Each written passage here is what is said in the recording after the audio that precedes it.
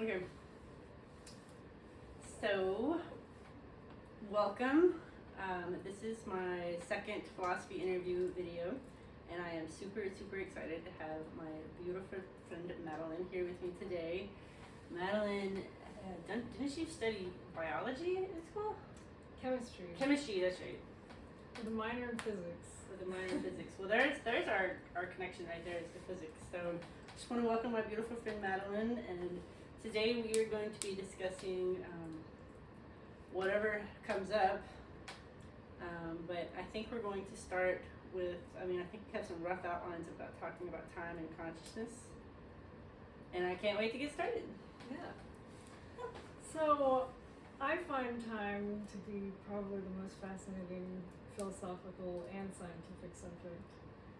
I think it's a concept that there's just a major intersection of philosophy and science with it. You kind of need both perspectives. I guess I could start with there are two opposing modes of thought within philosophy when it comes to time. One being presentism versus eternalism. Have you heard of these two concepts? I haven't. You're gonna have to fill me in. I love this. Presentism, a presentist would believe that only the present exists and only the present is real. So once the past has happened, it is gone, it no longer exists. The future is unwritten, unpredictable. Whereas an eternalist would believe that the past, the present, and the future are equally real. And that might, I think an eternalist point of view goes more with what modern physics tells us in terms of like the block universe perspective, that space and time are sort of inextricable from each other, and the future is kind of already there in a sense. It already, and I have trouble with this, like I'm not convinced either way, but I don't know, I guess I could start with that and see it. No, that's awesome. That gets so many gears going. So when it comes to, I really feel like what you're saying, I feel like a lot of classical philosophy is sort of lagging behind physics, by the way. And I feel like you just gave me a great example as to why, because really my feelings are kind of like a merge between those two things. The first thing that comes to my mind when you're talking is to talk about Stephen Hawking's cone model of reality, which I love to bring up to everybody for a plethora of reasons. But one of the things that this illustrates would be that, so the moment in quantum mechanics, the moment is the only time that all wave functions are collapsed into a single state. So as soon as you go back into the future or the past, you're actually looking at multiple physical states that are existing simultaneously. So it's not just especially with the past, it's difficult for people to wrap their heads around. It's like, okay, I saw this happened in the past, it's gone, it's happened that way. But according to his model of reality, it makes sense to say, okay, in the future I stand up and I could go to the left or could go to the right. They're saying that happens with the past too. So it's not like, eternalist would be like, okay, well, the past happened, it's a linear thing. And Stephen Hawking, in the most modern physics, would be like, no. As soon as you go to the past, as soon as you move away from the moment, the future or past, you start to fork back off into multiple physical states happening simultaneously. So, does this go along with the multiverse interpretation? It actually fits in with whichever one they need. So physicists either fall into multiverse or multiple dimensions because they both satisfy the same need. I loved entertaining the idea of both infinite, they don't even say infinite, they actually say 13, they're 12 or 13 or 14 dimensions. I think that there would be infinitely like octaves. And this is just aesthetic speculation. But I think that you could easily have a multiverse situation where in each universe there would be infinite dimensions. They work very much like it's one or the other. They're getting rid of extra physical states that they don't want to think about, they don't want to deal with. They're realists by nature. And so these things get rid of physical states. So these are the physical states we're talking about that they don't want. So as soon as you go into the future, there's all these physical states that aren't, just like one linear deterministic path, and then as soon as you go into the path, there's all these physical states that aren't one linear deterministic path. So what you said was like the way that they said that the basically what you're talking about is determinism. They're saying the future is already there. That's what it sounds like. Right. And it kind of, I mean, I don't know if the cone model goes along with this. It does, with but the it's block like theory of time, because right. essentially space and time are inextricable, and they're just kind of there, and we're just sort of like moving through a slice. What they don't realize, this is my interpretation, what they don't realize it is sounds like it's already determined. well, but there's so many different, we don't know. So, I mean, I've heard of people that I respect a lot straight up say, the film has already been developed, Right. And I don't know if that's true or not. But the way that, in terms of just physics, the way that I would put it is that you're looking at multiple linear realities coming off from a single source.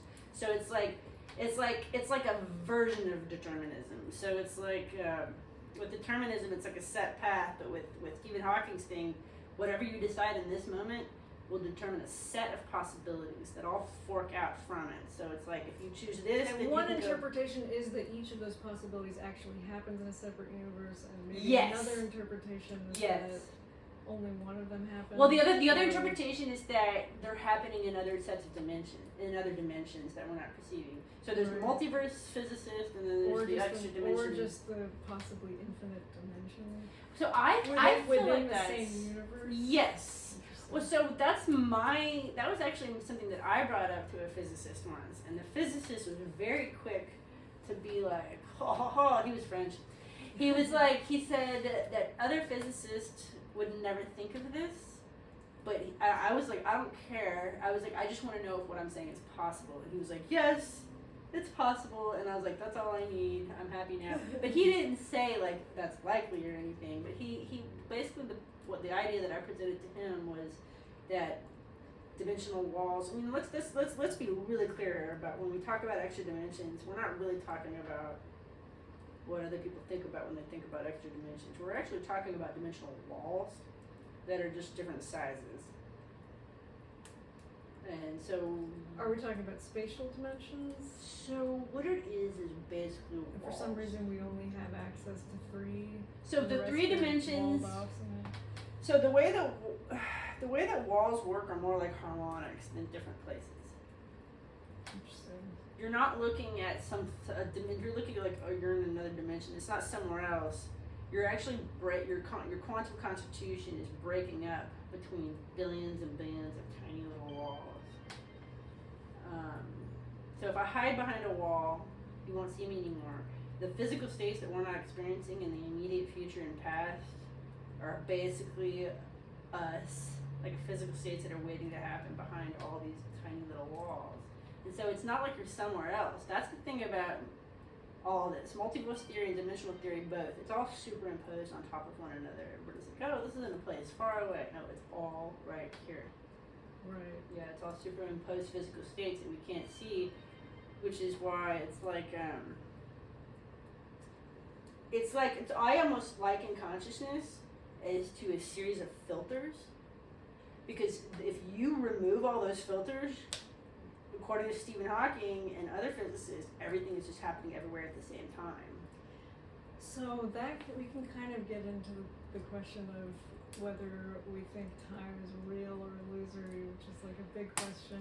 Because huge question. A lot of physicists think that time is not real. It's something. And that, because relativity suggests that in a sense, especially because of the relativity of simultaneity, where, when you interpret relativity, you can't really say, it's all based on the observer's frame of reference. Exactly. Whether an event happened at the same time as another event or before it. Right. The two observers can't agree on that, and so that kind of... I love that though. cast doubt on whether there's an absolute time. Although that doesn't preclude that there couldn't be like a certain frame of reference that takes precedence over another. We just haven't been able to assess if it is. As far as we know, it's all relative. That's so funny that you said that, and I love that. But I feel like it's inherently built to be relative. We'll never have the chance to have like a frame. Like if we do have a framework that works for a little while, it won't be, you know, it wouldn't be permanent or whatever. Right. But yeah, I guess we can't get outside of our own reference points. How can we say what reference point takes precedence? But the reason I bring that up is because there are certain interpretations of cosmology trying to keep within, you know, not going against relativity, that suggest maybe time is not relative, or maybe time is fundamental, but space rather is emergent, or that space is an illusion. So I was wondering if that is what you were alluding to, with everything being everywhere at the same time. Is that what you said? Do you think that space? The first, I don't know, but I mean, I will say this. What that makes me think of is, I mean, when I studied quantum mechanics first, which was like 20 years ago, I mean, the vibe that I got was very much like things are like pixels. Like these particles, the particles everywhere, they're moving so fast within a fixed amount of space that they could vibrate as anything, and billions of things of these particles would coalesce and vibrate at the same frequency to make like a single atom. And then once I got older, even just recently, it actually kind of hit me like a ton of bricks. Just really very recently, that you know, this was very much like pixels. This very much reminds me of voxels.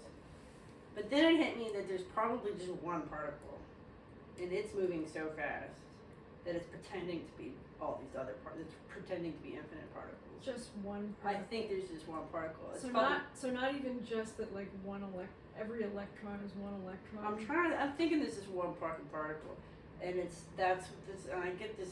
Yeah, I mean, I really do feel that way. I'm starting to feel that way. But so what that would tell me, I never really thought about it until you asked it, really, but just now. But I mean, what that would tell me is that there is. I've always assumed the illusory nature of time, but that definitely like implies an illusory nature of space as well, like for sure. Right. And I don't know enough about quantum mechanics or relativity to be able to say like, well, if space is illusory, then time has to be fundamental, or if they could both be. Time makes no fucking sense. And I mean, I will say that the one thing that I like to talk about with time, which I guess which be for time and space both, is just infinity. And I would just like to say how infinity makes no sense.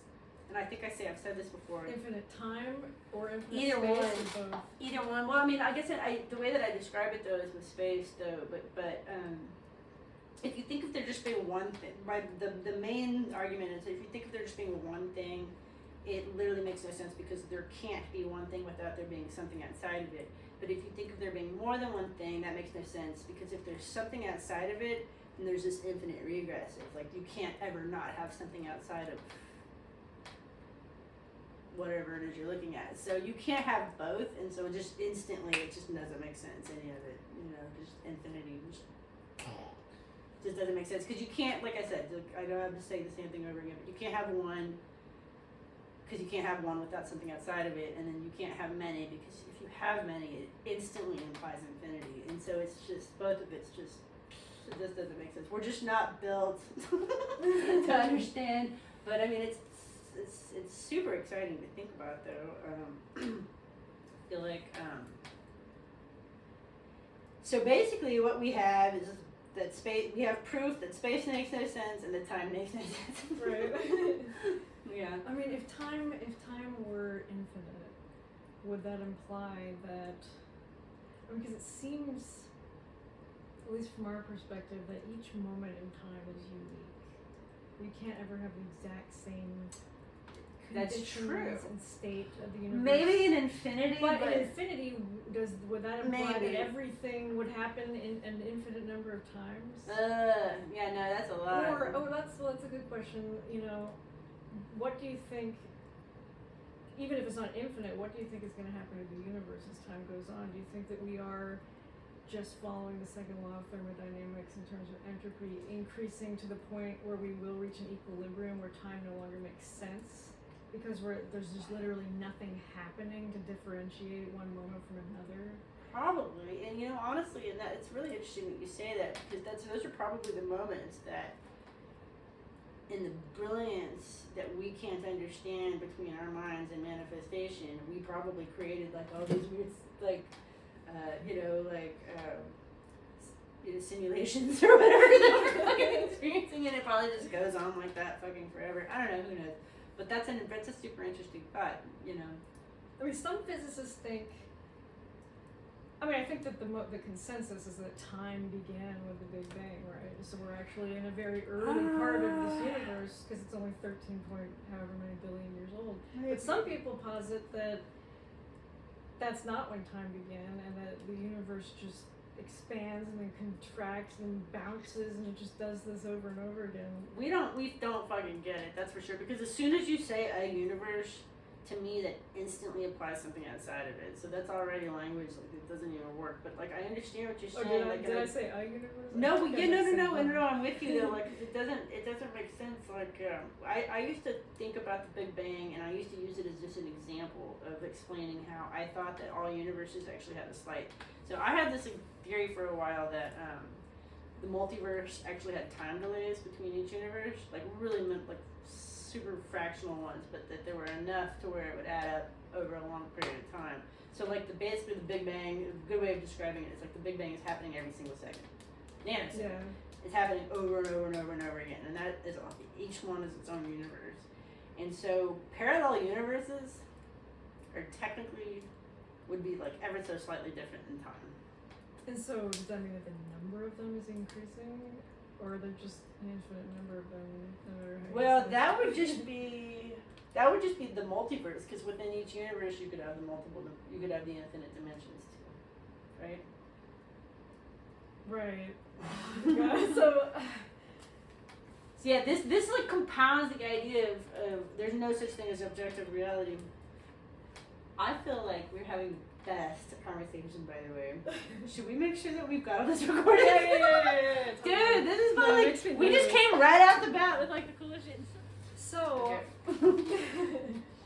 I read this book recently called Time Reborn by, I guess he's like a theoretical physicist, called Lee Smolin, and what he goes into is basically, as I said before, like within modern physics, the evidence is formidable that time is an illusion, or that it's at least not like a fundamental part of reality, that it's sort of an emergent property of the universe. Right. But he thinks that is misguided.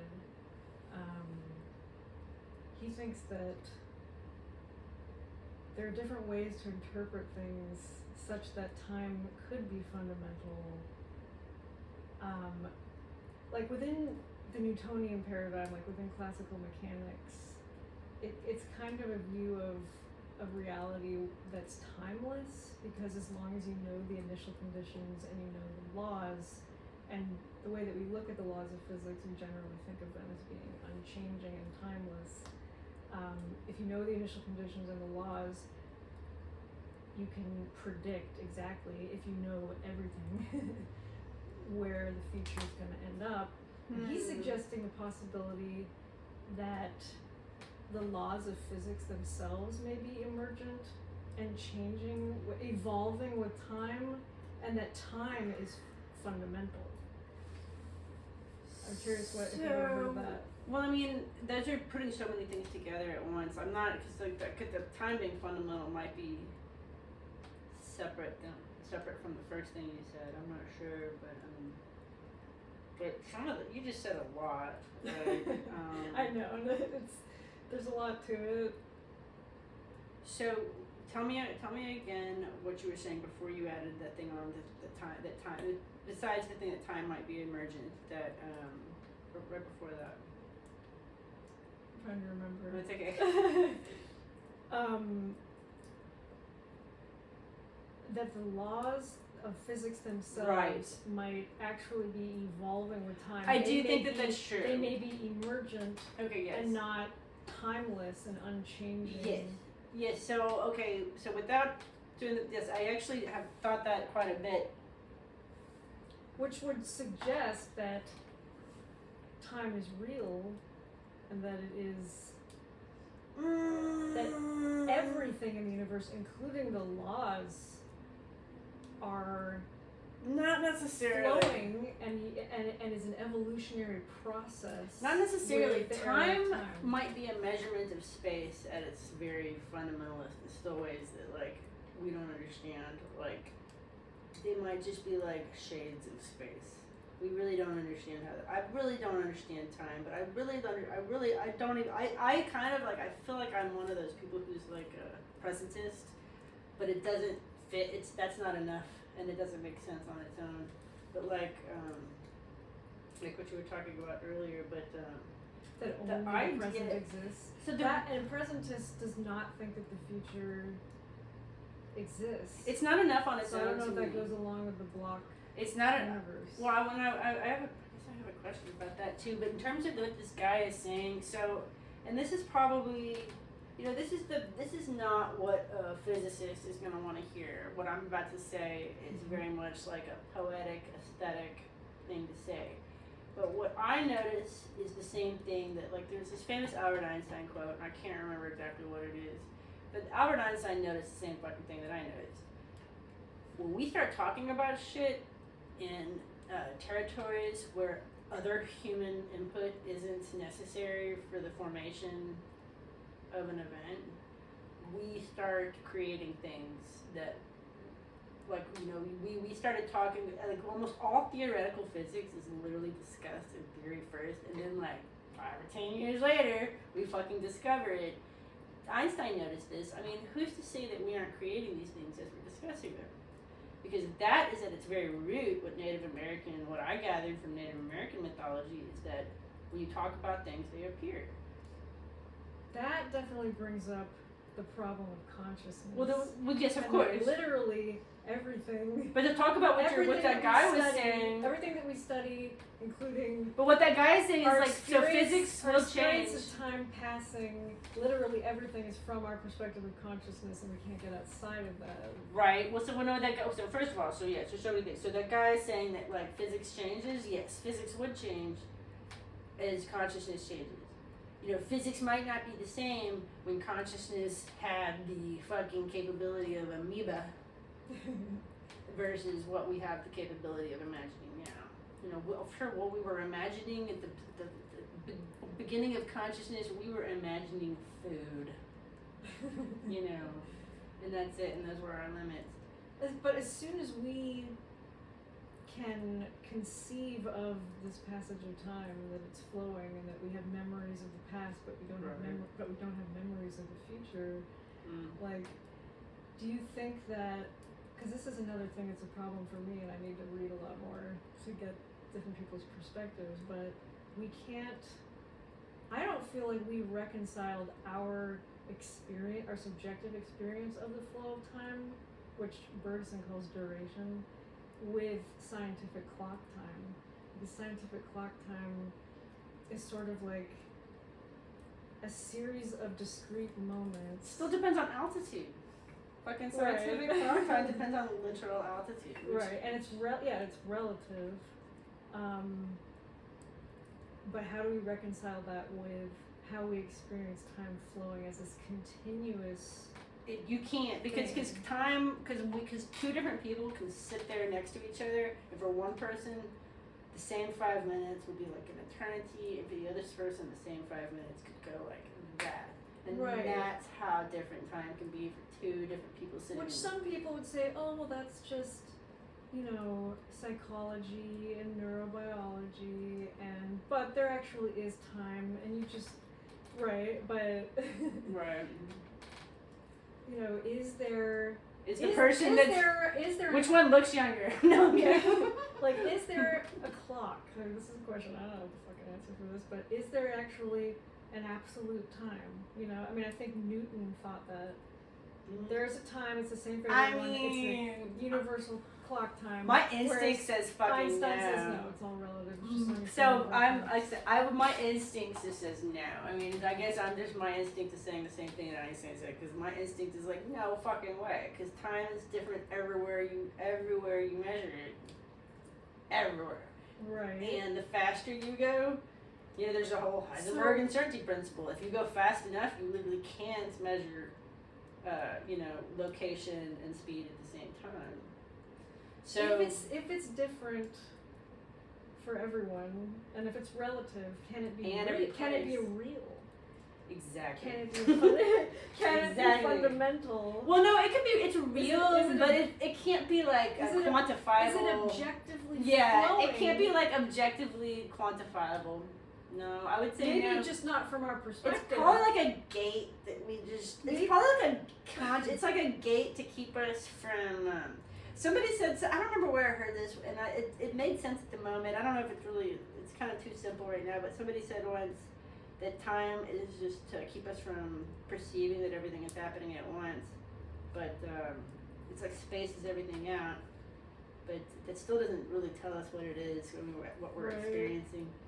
I mean, I don't know. Maybe there is an absolute time, but we just don't have access to it because I don't think so. Observer.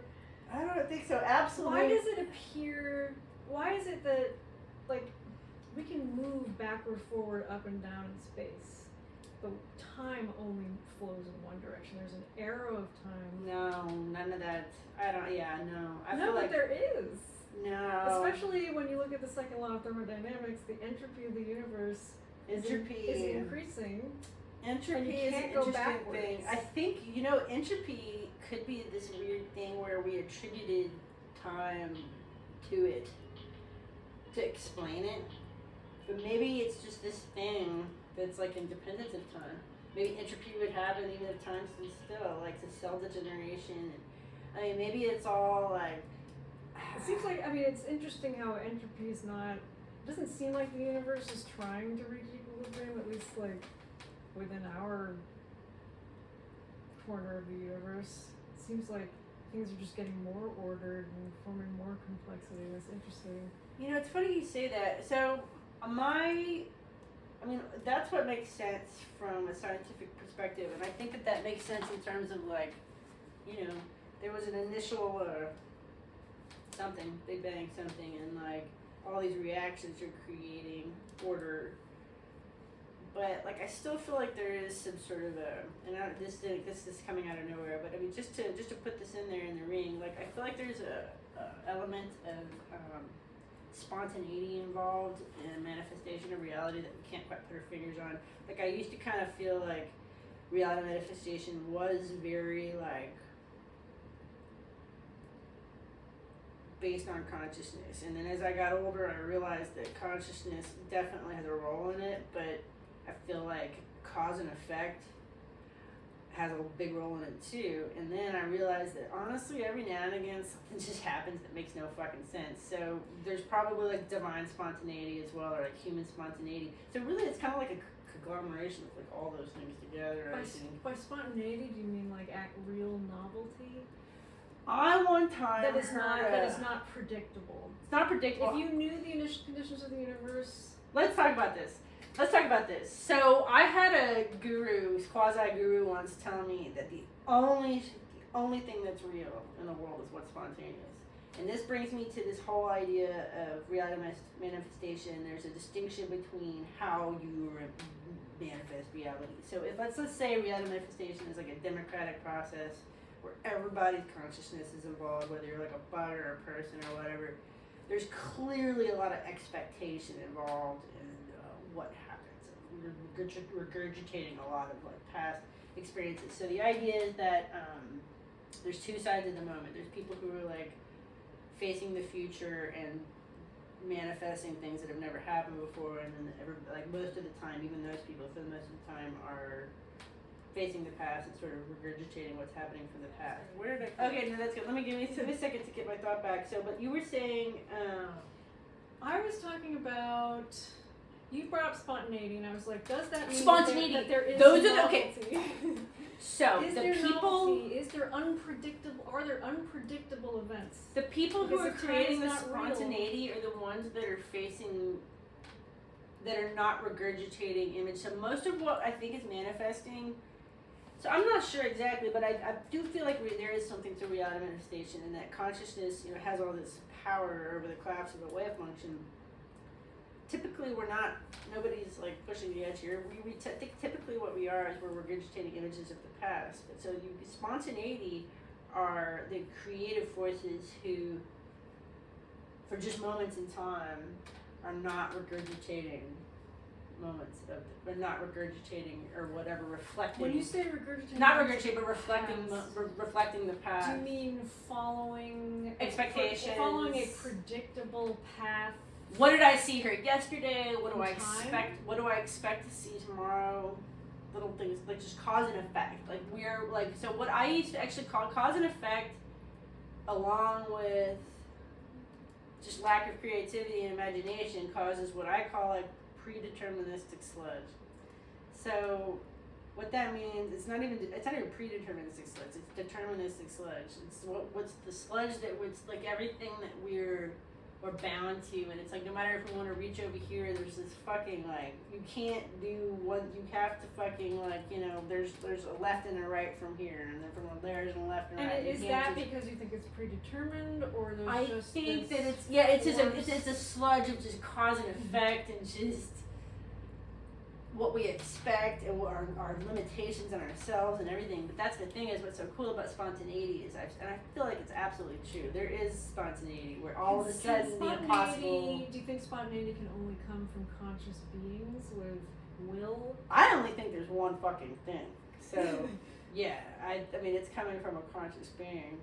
Yeah, but yeah, I do, and that is, and by the way, I mean, so I'm not into dualism. Can there be randomness in spontaneity in a universe without life and consciousness? Spontaneity is the randomness. That's the most random we're gonna get. I'm pretty sure is the spontaneity. And maybe the randomness, if this idea that laws themselves are evolving with time are like, you can liken it to biology with random mutations within the laws you probably of could physics, liken it to that, yeah. or within biology. the flow of time. Yeah.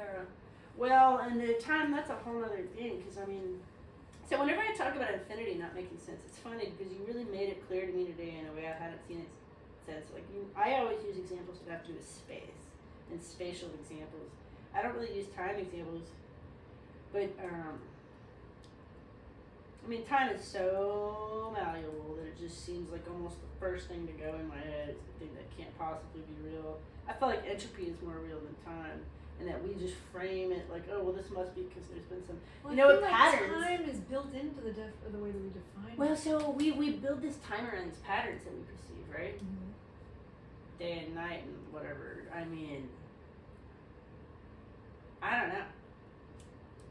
Going along with that biology thing, something that he mentioned in his book is that some physicists theorize that it's possible that the universe is coming to existence themselves is like a biological process, and that black holes could possibly be spawning new universes, and so universes that have properties that cause them to have more black holes are more fertile. Oh, that's a weird fucking I know, thought. it kind of blew my mind. I would never have thought that, but that makes sense. But I don't know. I don't know if a black hole singularity is the same thing as like the singularity that we talk about at the beginning of the Big Bang. I don't know how it would prove that black holes are spawning new universes, so it seems pretty out there, but that is so amazing. I really want. So something I haven't read anything about this. It's just something that just occurred to me like the other night. Fantastic. And it kind of tripped me out. So I don't know what this would imply if we think only the present exists. But do you think that we actually ever experience the present? something I was thinking about, because every signal that reaches our brain, the light, everything that we experience, every synapse firing, doesn't that take time elapsing? Not much, yeah. Isn't there some passage of time when we experience something? So what you might be saying, is it possible that we don't really ever experience the present, but what we experience is the very immediate past? And that would suggest not that there necessarily isn't a present that exists, but that we never quite have access to it, and we're sort of like straddling this line between what we experience, which is the immediate past, and this future that hasn't happened, and there's this present that's there, but we're never actually in it. That's something that I was thinking about. I mean, I would imagine that would be a blessing, because so you're. I mean, I feel like the first thing that I think about when you say that is how people talk about how. I thought about this on my own well before I heard other people talk about it, but that there's like a time delay when it comes to our effect on consciousness's effect on the collapse of a wave function. There is a time delay in the world that we experience now, and that there's probably a lot of benefit to that. But you could be talking about the time delay. And that could bring up Buddhism, and I know you have a lot of experience with Vipassana meditation and this kind of thing, where I think what they're trying to experience the actual like present moment. I don't know. Yeah, it's a lot. You're still probably whatever it is that you're experiencing, the sensations wherever you are mentally still probably got that time delay, however. So I don't know. I don't think that would give you access to it still. So if there's nobody else involved in the physical experience and it's just like this thing you're experiencing, there might not be a time delay. But there's so much to say about that. But yeah, like even just without the Vipassana, like the time delay is a big deal, because the idea is that, you know, like in certain states of mind and dreams, not necessarily every dream, but like in certain states of mind and dreams, there are no time delays. You think so? Yeah, it's all just in instant. Dreams? Well, and technically, let's be completely clear here. On an existential level, there is no difference between dreaming, hallucinating, and experiencing like the waking world. So there's very little difference. One of the only differences in the dream world, I think, is that there can be no time delay. That's interesting, because I feel like with dreams, we don't understand what the hell sleep is, but we don't understand what dreams are, and I kind of feel like when you are dreaming, something is happening, and then at the immediate aftermath of dreaming, I feel like our brains kind of piece it back together and make it into some kind of story. You know, it's really funny you say that. So let's talk more about this time delay. Dreaming, there might be something else happening. Well, let's talk about this. So you brought up Vipassana. So if for anybody who doesn't know what Vipassana is, it's a super intense like meditation technique where to make a long story short, there's a technique where you're basically scanning your body, where you're basically trying to exclude imagination from your experience completely. And it's possible, because what ends up happening is your deepest wounds end up coming out, like your deepest psychological wounds, because there's no disassociation. But anyway, long story short, so you brought up Vipassana. They call it mind surgery. It is. It's like soul surgery. But so here's the thing that's interesting that what you brought up. So Vipassana was the first time. So different things happen in Vipassana, and to make a long story short, it does bring up things that you need to bring up on a personal level. But there was all these weird experiences that I also had on a conscious level, and one of the things that I experienced in Vipassana was really clearly. I realized that our experience and expectation of reality is that when we have a physical experience, sensation, we attribute it to a cause that just happened, But what happened with Vipassana was I realized that it was all happening instantaneously at the same time, and I really can't put that in any other words except for that. So what I realized... So do you think that in the meditative state that you were kind of experiencing what time? I Do you feel like you were experienced... experiencing time differently? What I experienced is that we could easily be like in a vegetative state, being fed like electrical impulses, and like be creating the story to support the impulses, like secondarily, but it's happening all So at the maybe, same time. maybe what I suggested about dreams is actually also happening with It's our happening with our waking consciousness. We assume that the cause is causing the effect, but what I experience in Vipassana is that the cause and effect are happening simultaneously, so that we could be creating the stories to support the effect. And maybe that's where that time delay comes in. Well, And it's some what we're fucked and up what shit. we're- Well, so that time delay saves our ass What we're here. so maybe what we're actually The time delay saves our ass. experiencing in the present is something we can't even imagine. Well, and thank our God brains are there's trying time to catch delay. up, and it's making up some approximation to what it actually experienced. Well, and then there's the deterministic sludge, keeping it from just like exploding into like some sort of like chaotic fucking game, like fucking game, like where you're like where shit's just going crazy all the time. Like, yeah, I feel like the time delay is important. All this predeterministic sludge, all that shit's probably very important to our filtration system. And that's the whole thing. You take away all these filters, that's what ends up happening, is you start to see multiple physical states simultaneously. You start to see things that happen in the past, in the present, and the future simultaneously. And that's when you start to realize that this shit isn't real, unless you've already thought about it long enough and you realize that anyway. Because plenty of people who haven't done psychedelics have certainly come to the same conclusions. But I mean, you start to see shit like happening simultaneously, and it really starts to make sense that it doesn't make sense. I mean, in that idea, is time real or not? Or does it not matter? I mean, I feel like it's something, and we just don't. I feel like probably doesn't matter.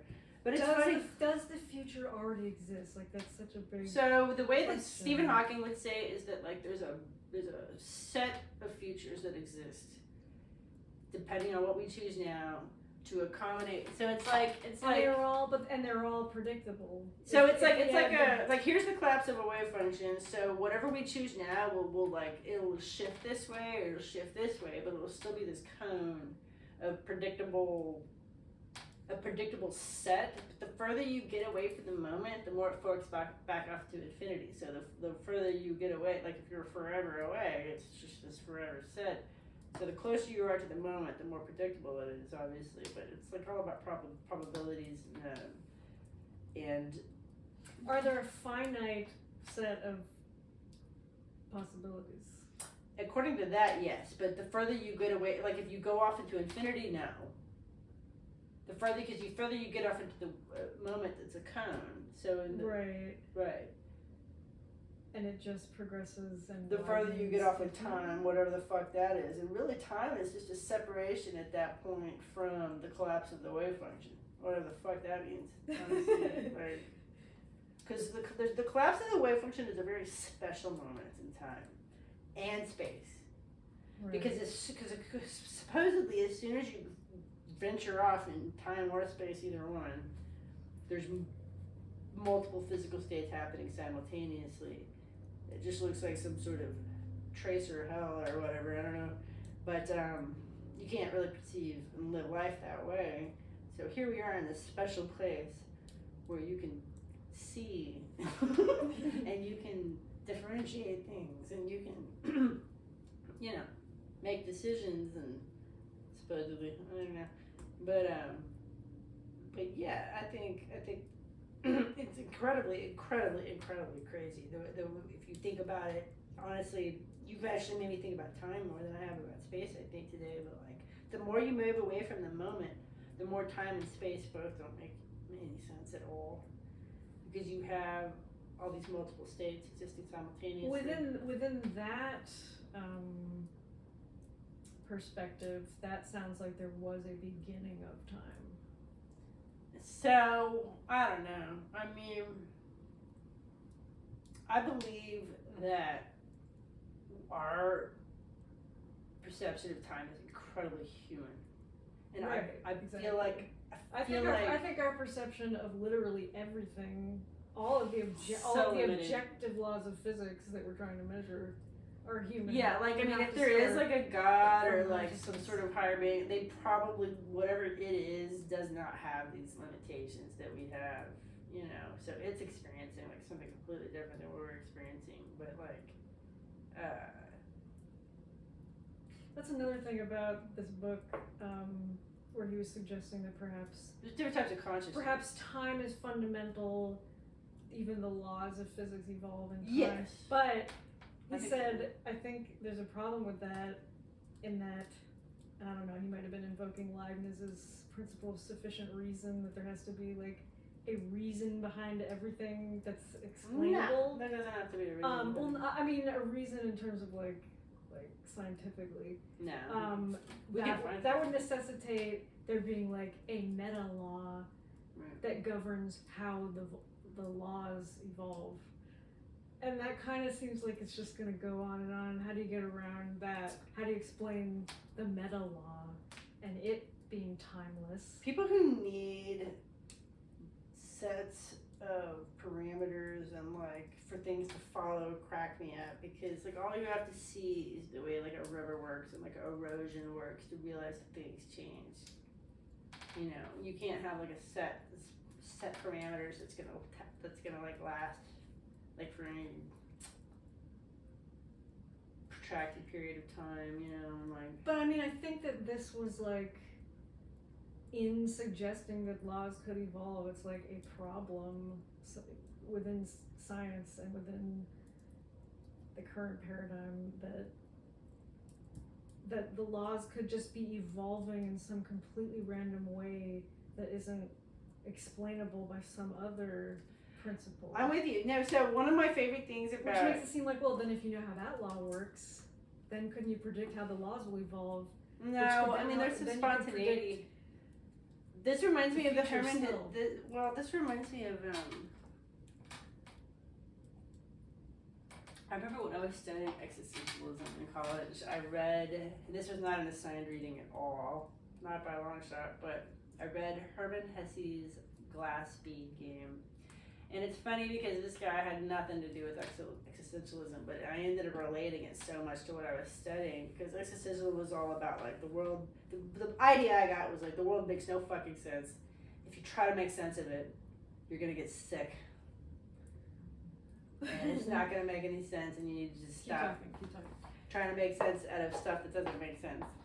So what I read was Herman Hesse's Glass Bead Game, and this is the message I got from the game, or from that book. As soon as life fits into any sort of formula, as soon as you get comfortable with that, it will pop out of it. And that's just the nature. But isn't that what objective science and the laws of physics are all about? No, that's the problem. That's the well, that's what's so funny. And so I don't understand science as well as I do philosophy, honestly, as much as I'm into philosophy of science, because I feel like I understand what he said more than I do.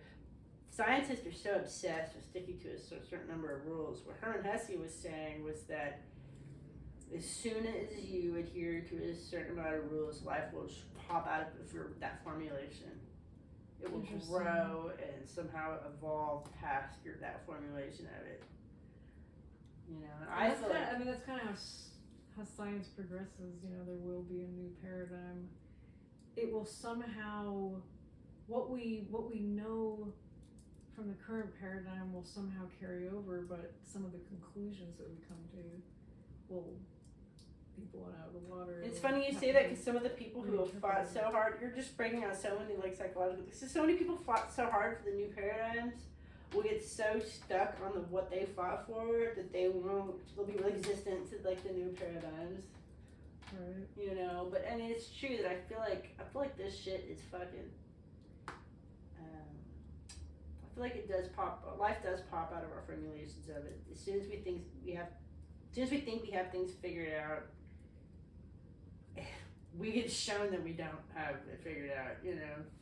Physicists think that means, oh well, we just have better information, but we're still getting closer to. What they don't understand is this is the nature. No, the that is the nature. nature of the shit. Right. That is will always be the nature. I'm just playing devil's advocate. I'm not saying I agree one way. No, I feel you, but no, that's we need everybody fighting for the next thing though, in terms of the next paradigm for sure, in terms of physicists. And what I hate, what I actually dislike so much is when scientists or philosophers, either one, are real just like stagnant. I think that the next leap forward should come from the intersection of philosophy and science. I think so too. We've gone too far in the objective science. I guess I don't know how to word this properly, but we need to take consciousness into account more instead of thinking, oh, we're just describing objective reality, and we can do that through empirical science. There's so much. All those things are still relative. I hate to say that, but it's so true. It's subjective, you know. And I mean that could come in the form of like understanding our brains better in an objectively scientific, experimental way. But I think we're still missing something. You say that. We're still missing something. You will always consciousness. Yes. There's still a problem of consciousness. We can understand. There'll always be. We can understand certain wavelengths of light. You know, causing certain colors to form in my consciousness, but we can't scientifically still understand the experience of it from the perspective of consciousness, the qualia that we experience.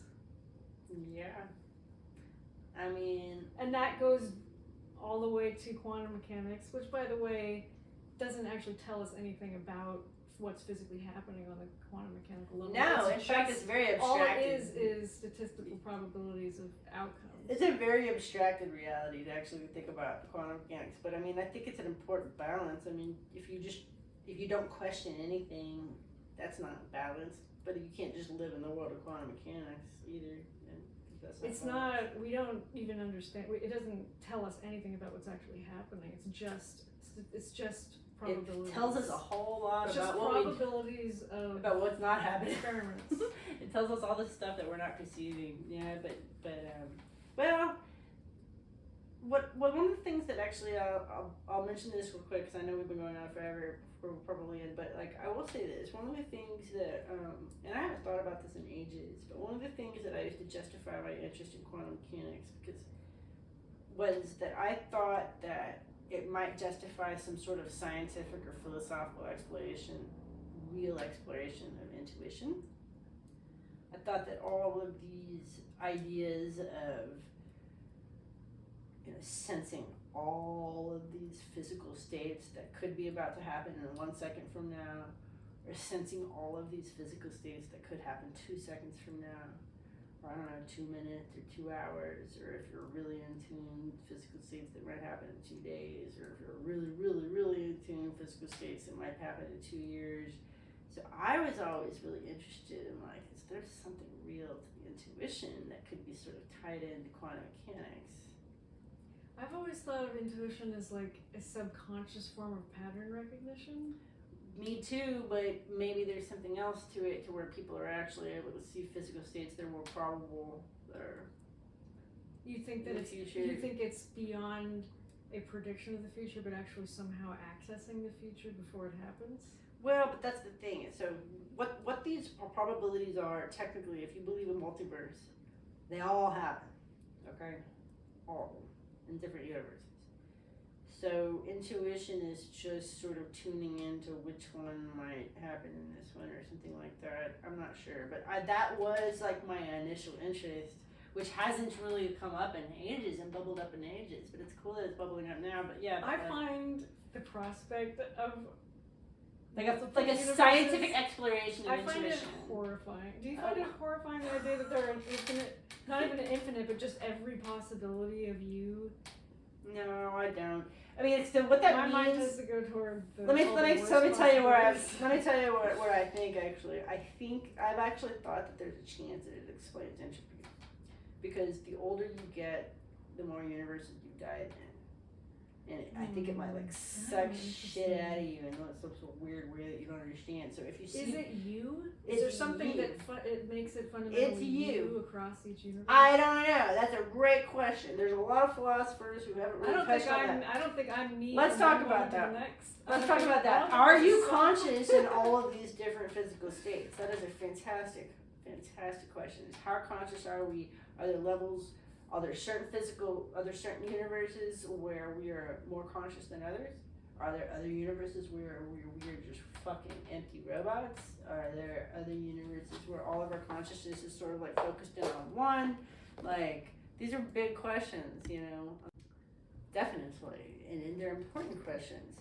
But so the idea is that, these are multiple physical states that are happening. So the idea is that possibly entropy could be like, okay, you're born, and depending on how you're born with a certain set of universes, and then like as time goes by, you know, every time that something fucked up happens and you die or whatever, this entropy could be something completely different than what we think it is. It totally could be that. That's what I thought. And so that's why you get these people who are like 90 years old and they're like super young. It's probably because they're like alive in the most universes or something weird like that. Entropy is a measure of disorder. I get it. It's cell degeneration. So explain that again. How that? Well, I feel like it could just be like a matter of like how many people are you the same in the most universes. And how does this cut short and and you get maybe like, I don't know, like maybe you don't really die until you've died in like the last universe. But what makes this universe like the prime universe? Why isn't the universe where you die? We don't know which ones are the prime universe or which ones aren't. But you're saying so there is a you in all these different universes, and none of the. You could be like, you know, you could be like an extra in another universe where you're just like, this universe is shit, and you're like just an extra, and you're just totally tuned out. Or, you know, God only fucking knows. I mean, I read this author once recently. That maybe there is a universe like zero, and then maybe this author once said, and I don't know if this I just thought it was an interesting thought, but they said like the most powerful people are the same in the most universes. And I thought are the same in the most universes. So like if you're like same, so like if you're like one homeless guy.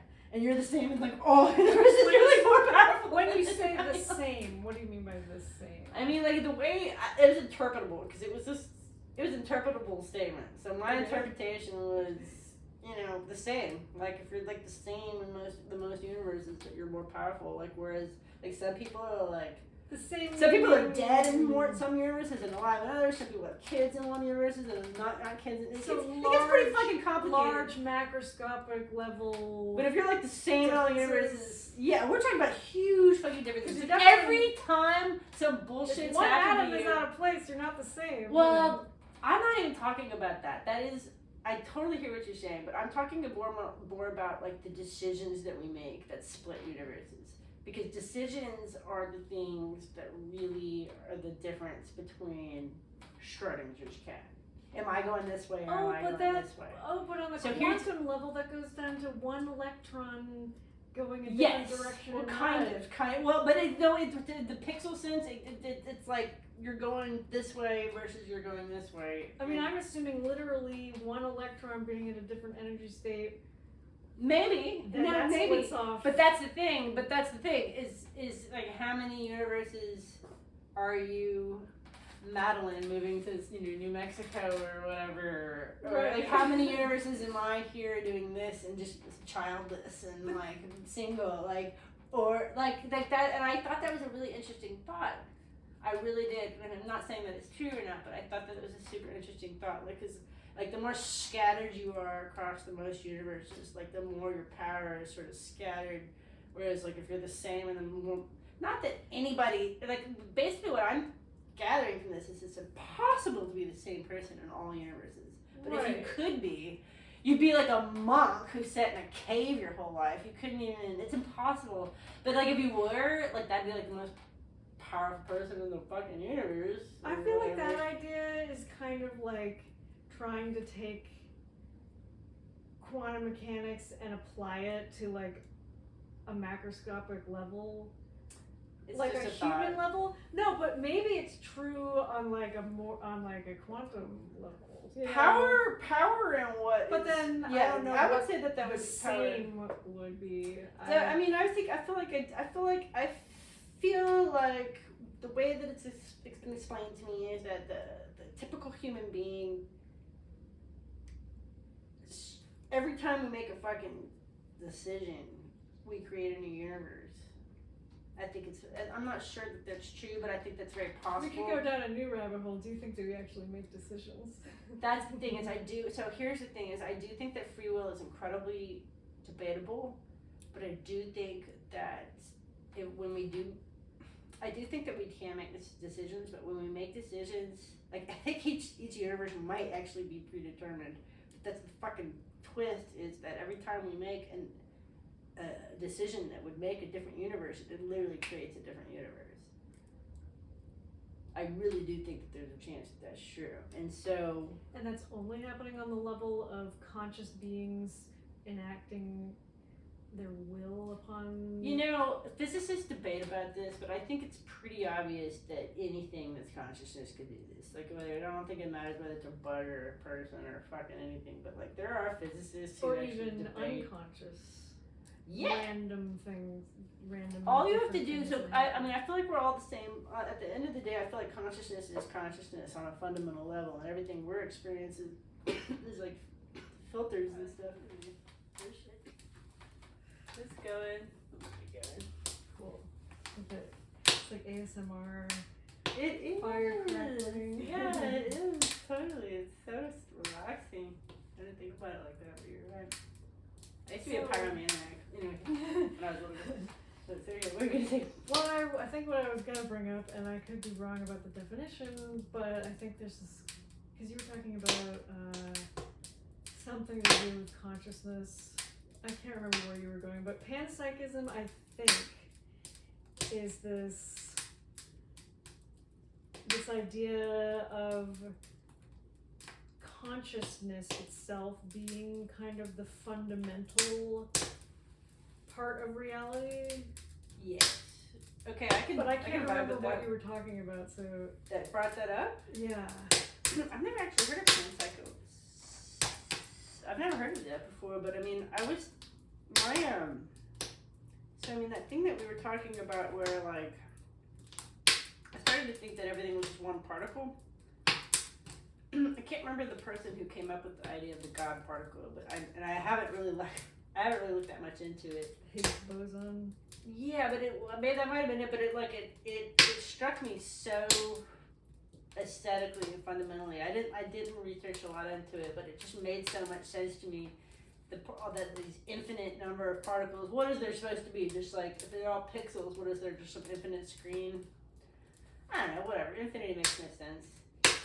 Even if it's just one particle, it makes no sense. But I mean, the idea is that, like, yeah, I mean, like, it doesn't make any less sense that it would just be one particle moving so fast that it was impostering billions of particles moving really fast.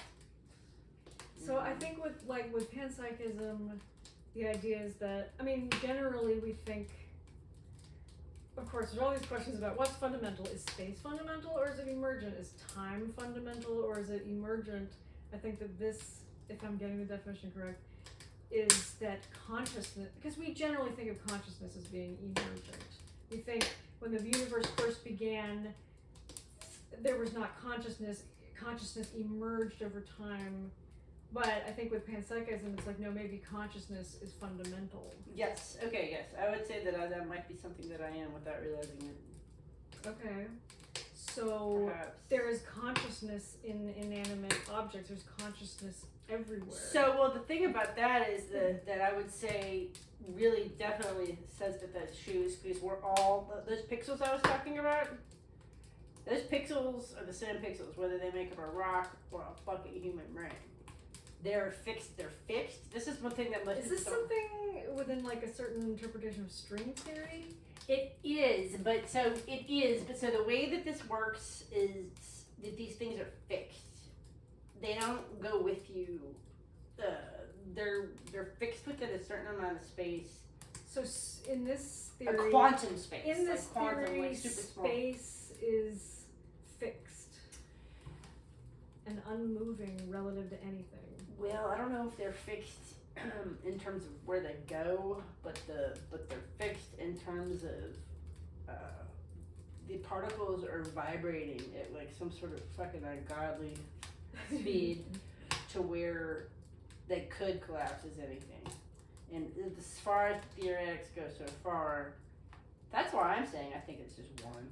But as far as theoretics are going so far in quantum mechanics, it's more like pixels. And I know pixels are like RGB. It's not the same thing. These are not. These things are like in a fixed amount of space. They're vibrating so fast that they could vibrate as anything. That's what I mean by pixels. I don't mean that they're actually operating like pixels.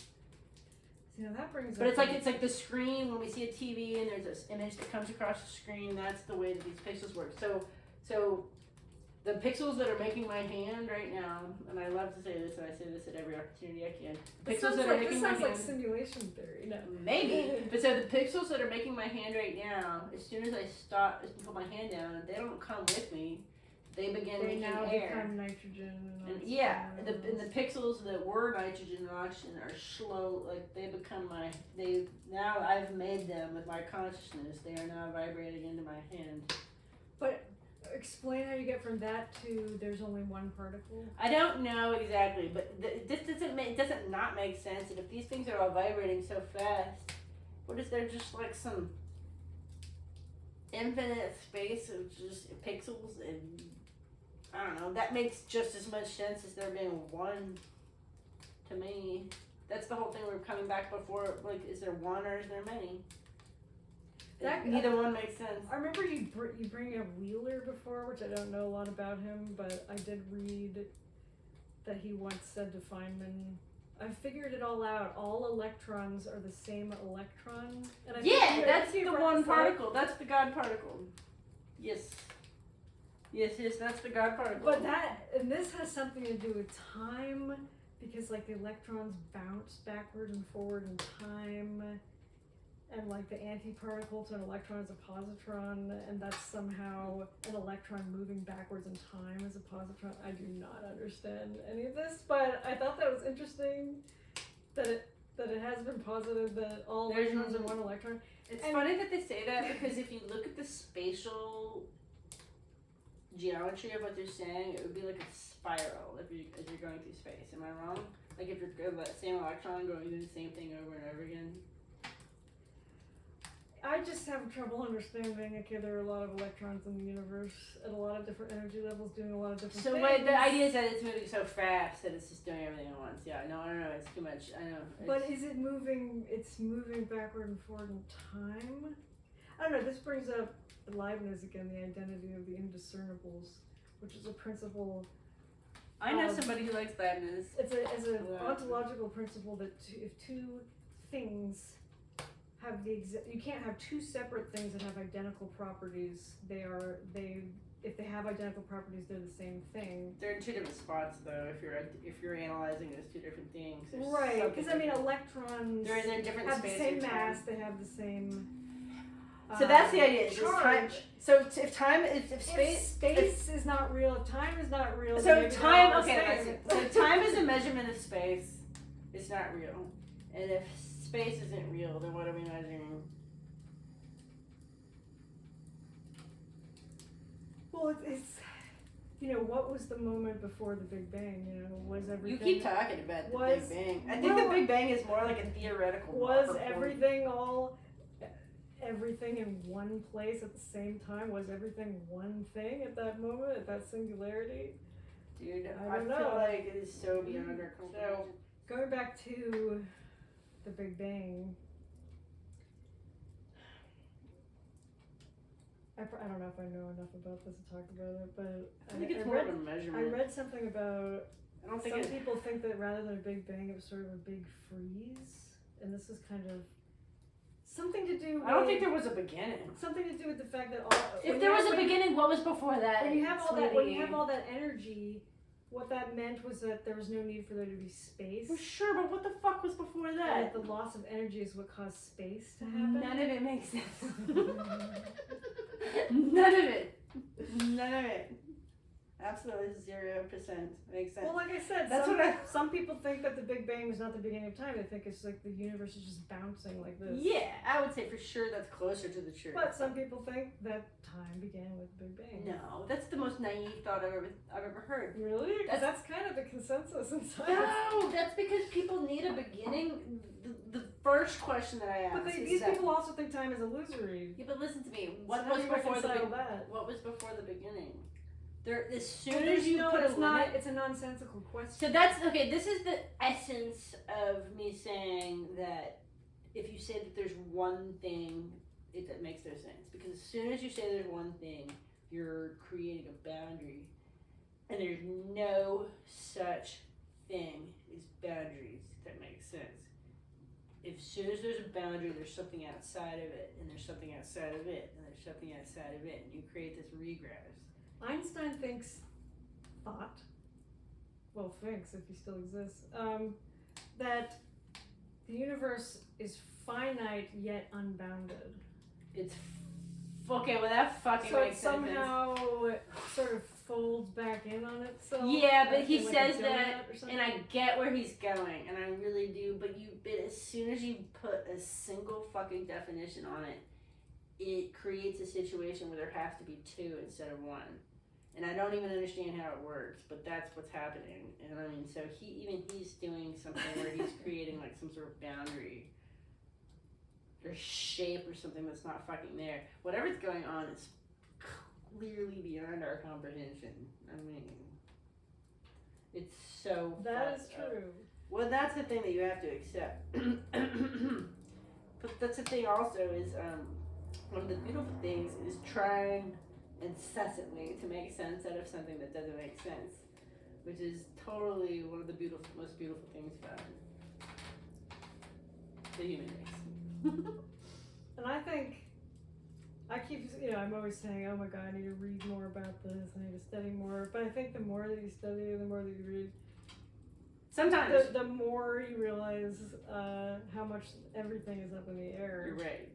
Sometimes Because the devil I is in the details. I think laymen make assumptions about what science tells us about reality. When they really look, they'd be like, there are physicists that completely disagree with everything, and it's we actually don't understand reality at all. I like that quite a Including bit. time. Yeah, no, the best, I think the smartest physicists were the ones that were always really open-minded to the super weird shit that I was saying too. Like, I don't know, and I agree. Just, like the weird philosophy kid that was interviewing them, but I felt like the smartest ones were like, she's Like on time something. immemorial, it has been the people that think outside the box that are the heretics, the ones that go against what we think, Totally, yeah. that actually move science forward. So is that a good place to wrap This up? has been the most awesome philosophy interview, Madelyn. Thank you so much. Thank you. We should do it again. Yes. Sure. Thank you so much.